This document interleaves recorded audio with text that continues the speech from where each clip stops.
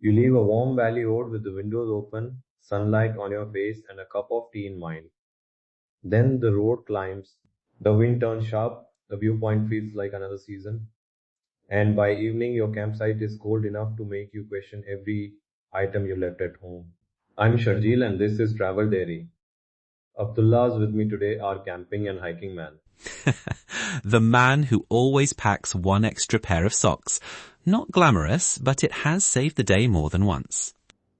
And that is exactly the sort of wisdom we need.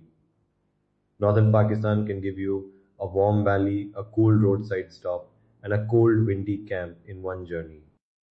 So how do we prepare? Without bringing an entire wardrobe? Start with the activity, not the photograph. A scenic drive with 2 short walks needs Less than a full day hike, yes, but only if the forecast agrees. That bit matters. The 3-layer idea is a framework, not a magic formula. 1 layer manages sweat, 1 gives warmth, and 1 blocks wind or rain. Exactly. 3 jobs rather than 3 complete outfits. You can add or remove a layer as the road rises, which is much kinder to your back. Let's begin with the layer touching your skin. What works on a climb? Something breathable that moves sweat away. A lightweight synthetic top or a merino layer can be useful.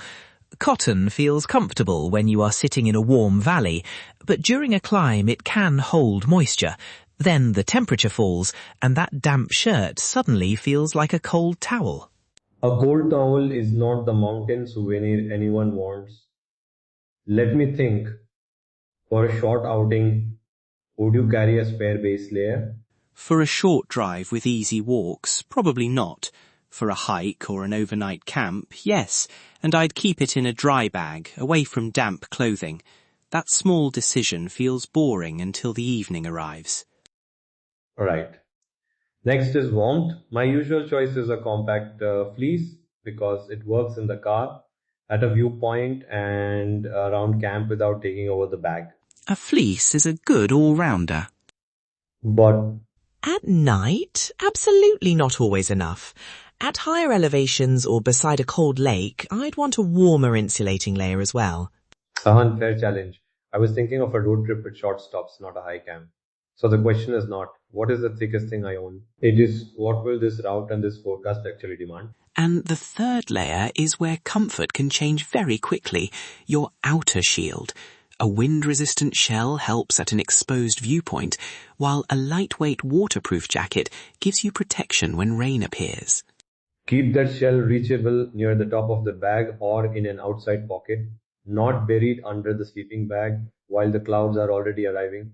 And a waterproof jacket does not make the rest of the bag waterproof.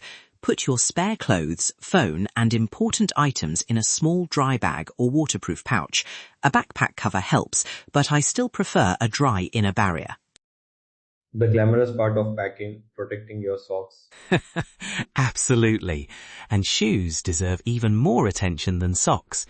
For a paved viewpoint, comfortable trainers may be fine. For loose stones, uneven tracks or a proper hike, choose dependable grip and a sole that is not already smooth. And break them in before you travel. New shoes on a mountain path sound adventurous until the first blister appears. Then every beautiful view is competing with the pain in your heel. Bring at least 1 spare pair of socks, preferably in the dry bag. For the rest of you, the small things matter: a hat, sunglasses and sunscreen. Even when the air feels cool, thin gloves can be surprisingly useful in the morning or at camp. Yes, cool air can hide strong sunlight at elevation. I'd also keep water and the rain shell within reach. Nothing makes a roadside stop less scenic than emptying the entire bag to find 1 jacket. Here's my simple order: heavier items close to your bag, dry clothing in the dry bag, and the shell and water near the top. For an overnight trip, add the evening layer, then 1 emergency spare chosen for the forecast. 1 emergency spare, not 5 imaginary emergencies. A dry shirt for a warm trip, an extra warm layer for a cold camp. The bag should support the route, not become a portable wardrobe. Exactly. A valley day trip, a high altitude hike, and a campsite beside a cold lake should not have identical bags. Before leaving, check 4 things: suitable footwear, a reachable weather layer, one dry spare, and the actual conditions for your route. Check the season, elevation, activity, and trip length, and ask locally when the route is remote. Alright, remember the logic. Manage sweat, add warmth, block the weather, and keep important items dry. Do that, and you can enjoy the changing landscapes instead of wrestling with a heavy bag beside the road. And if your bag still feels too heavy, remove the 4th jumper before removing the spare socks. Ahan, the mountain wisdom is complete. Visit the Travel Dairy website for more Northern Pakistan route guidance and trip planning stories, and subscribe to the podcast for the next traveling adventure. Travel light, check the conditions, and keep those socks dry.